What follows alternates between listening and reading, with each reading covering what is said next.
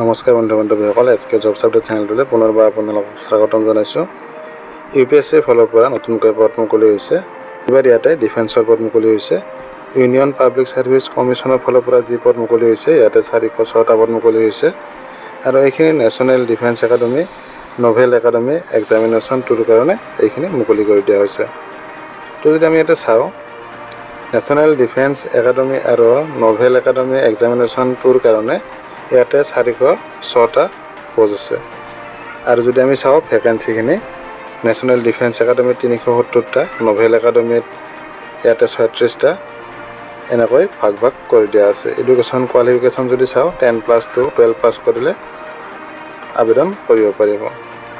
Air force and novel wings of national defence academy and for the 10+2 cadet entry scheme at the Indian Naval Academy. ইয়াতেও 12 পাছ কৰিলে আবেদন কৰিব পাৰিব। Physics, chemistry আৰু mathematics ছাবজেক্টটো থাকিব লাগিব। আবেদন কৰাৰ কাৰণে 100 টকা ইয়াতে আবেদন মাচুল দিব লাগিব। SC ST ওমেন কেণ্ডিডেটসকলে ইয়াত কোনো ধৰণৰ আবেদন মাচুল দিব নালাগে। আবেদন আৰম্ভ হৈছে 28 মে 2025 পৰা আৰু লাষ্ট ডেট ৰাখিছে 17 জুন 2025লৈকে। যদি আবেদন কৰা নাই, আবেদন কৰি ল'ব। আৰু ইয়াৰে ৰিটাৰ্ণ এক্সামিনেশ্যনটো অনুষ্ঠিত হ'ব 14 ছেপ্টেম্বৰ 2025।